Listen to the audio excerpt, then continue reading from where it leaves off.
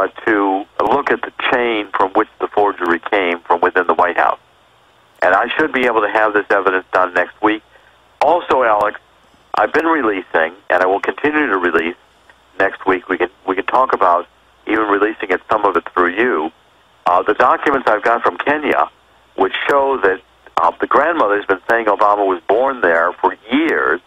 The government, the intelligence services in Kenya have done a search since 2007 for Obama's birth records, and they conclude in government stationery the 1961 birth records in Kenya were criminally altered with an intent to destroy or otherwise disguise Obama birth records in Mombasa. I've got that in government stationery. Wow, that's breaking here right now. Right. And I've got the internal reports from the government.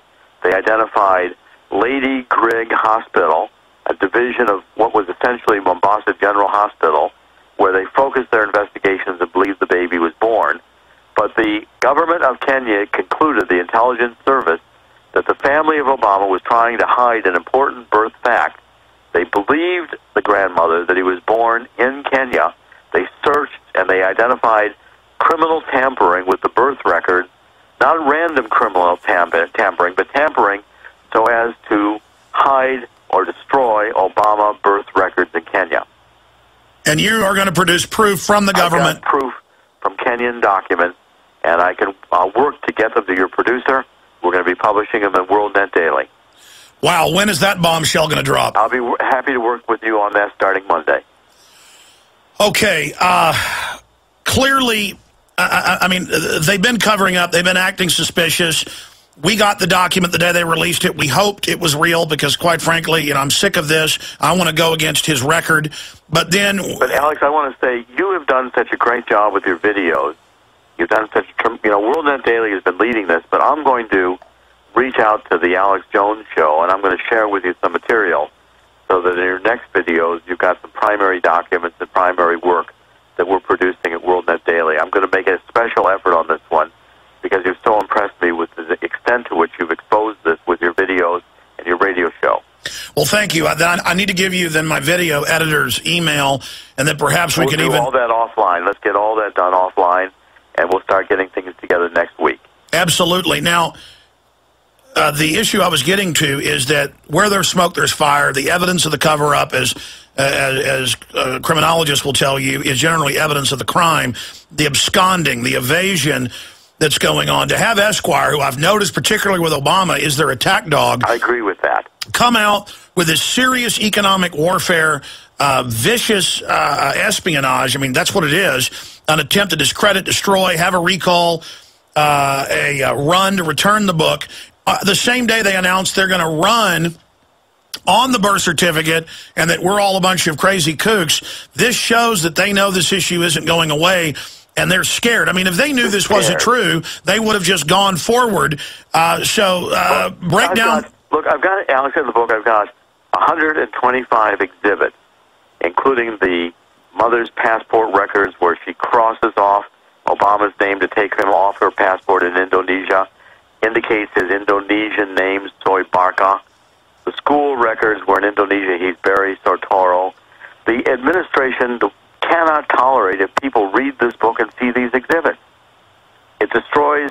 This is Barack Obama, if he was adopted in Indonesia, is no longer a natural-born citizen. He's a dual citizen.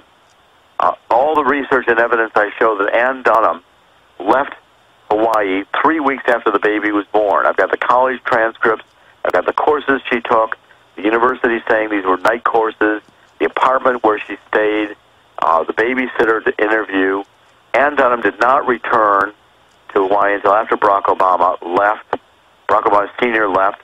Barack Obama Sr. was never married to Ann Dunham. There was never a marriage ceremony, never a marriage license. They never lived together as man and woman. Ann Dunham had been messing around, spending time in Bill Lederer's bar on Hotel Street in Honolulu, got pregnant, decided she wanted Barack Obama Sr. to be the father. He wasn't real interested, except that it might help him with his immigration and naturalization status to extend his stay in the United States.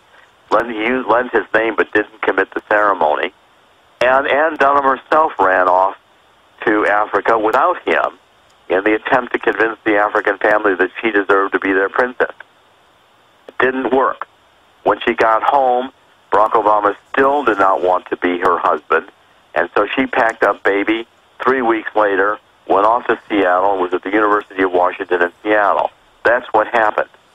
And so what you're saying from your deep research and traveling all over the world, and you have all the proof here in the book that, by the way, we sell at Infowars.com on the online video bookstore shopping cart, you're saying that not only are they trying to cover up the fact that he was born in Kenya, but that he's a bastard.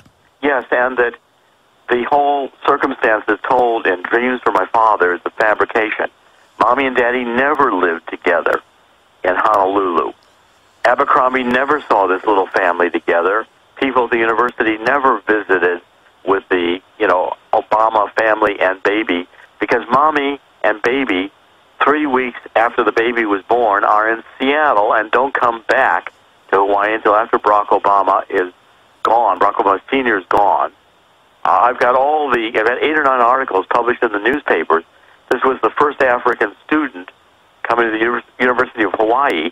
You'd think the local story would be, African comes to the University of Hawaii, meets local girl, gets married, has baby.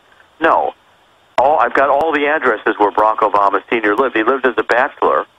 He had made no reference in any of the newspapers to having any child or wife in Hawaii. And it's now come out of U.S., just a few weeks ago, big mainstream newspapers and magazines, I'll know you can source them, I just read them a few weeks ago, that he got kicked out of the big U.S. university he was attending because they said it looks like he has multiple wives, women that aren't his wives.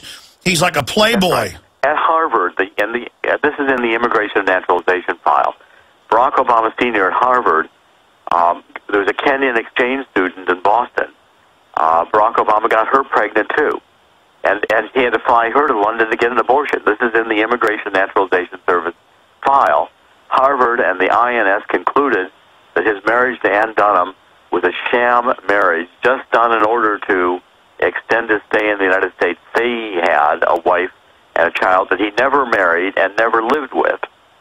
And Harvard decided just to cut off his money because they couldn't put a stop to his philandering. And by the way, this is all public. I mean, this is all public info. This comes out of the INS file that's been recently released. Well, by the way, his dad doesn't even look like him to me. Well, I think with the story I've just told you about Bill Lederer's bar and Ann Dunham getting pregnant and deciding that, her fairy dream would come true if Barack Obama Sr. would just marry her, then this child could be born and she could go off with him to wherever for graduate student, return. He'd become president of Kenya and she'd become Mrs. President. That's what Ann Dunham had in her mind. That's what she told Maxine Fox. And that's why Obama, Barry Soetoro, has always been obsessed with being president, because it was Mommy's dream to be the president. It was Mommy's dream. With Daddy, who didn't participate. Daddy looked at this woman, and he said, look, I don't have any money. I'm trying to get through. He entered, I got the whole records. He entered the University of Hawaii as a junior. I know where he first lived in the YMCA building. He had no money. He got on the Phi Beta Kappa list and the dean's list while he was there. 3 years, he had a master's degree. He didn't want to live with this crazy white woman, Ann Dunham, who was determined to tell him, you're the father of my child, and I'll go to Africa to prove your family will accept me. Sure, so she doesn't even know. She didn't even know. Probably not. Tell you what, stay there. This is too important, and this is why they're so scared. We'll be right back in 1 minute with Dr. Jerome Corsi. Incredible.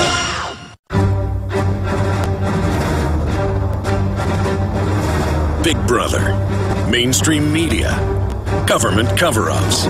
You want answers? Well, so does he. He's Alex Jones on the GCN Radio Network. And now, live from Austin, Texas, Alex Jones. Look, to be clear, I got to tell you, Dr. Corsi is always very careful about his claims. He's very meticulous.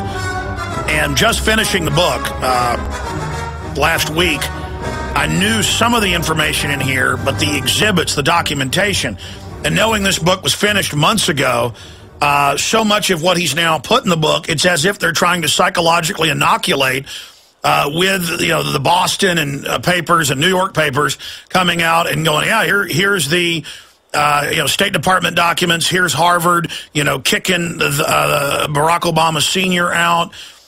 for all these wives and fake marriages. All of what's now come out is vindicating what was already written in this book that was done months ago. And look, I've got detractors that lie about me all the time, and I don't even respond because it's a joke. The way they're acting, his press conference, the body language, the fakeness of this new birth certificate, the fact that they said it never existed, and that the last one was real. The governor saying, "I went to look, it's not there." Then it appearing.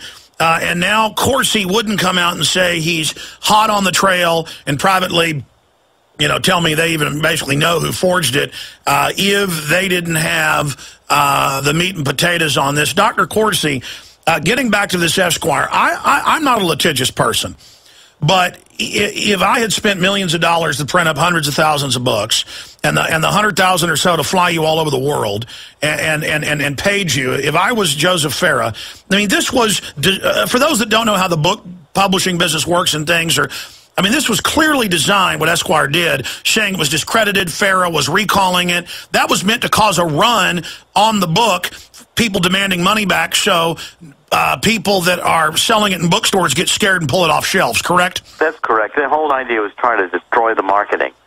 Get the book while it's just getting out there and tell people, it's misinformation. Classic misinformation campaign. Intelligence agents do it all the time. The book has been always on sale. It was never pulled. We wanted it to be called Where's the Birth Certificate? Because we were trying to induce Barack Obama to get so scared he'd release the document he released. I knew it had to be false. I know Barack Obama was not born in Hawaii. Kapiolani does not have the records of his mother, and they can't, I don't think, fake them. By the way, the Kenyan security force, they wouldn't put you on house arrest when you went to Kenya if there wasn't something to hide. Well, and I have the documents. I've begun to print them. I'm going to do a lot more next week, making it very clear the Kenyan government and the intelligence services did a deep search, a massive amount of searching, going for Obama's birth records. They believe they were there. The grandmother's been saying for years. The grandmother may have told Obama when he first came to Africa, "I was there when you were born." Why does Michelle Obama, in multiple speeches, we can play right now for folks, 3-4 years ago, give speeches saying we went back to Kenya, his home country, his homeland? Well, I document in the book, Barack Obama, before he was running for president, was happy to say and have people write and print that he was born in Kenya. And I'm quite confident psychologically, subconsciously, it comes out from Michelle because he was born in Kenya. And the family knows it. The Kenyan government knows it. They can't find the records because the records were criminally destroyed, but they found the pattern of destruction of birth records in Kenya that documents that Barack Obama's records were intentionally gotten rid of.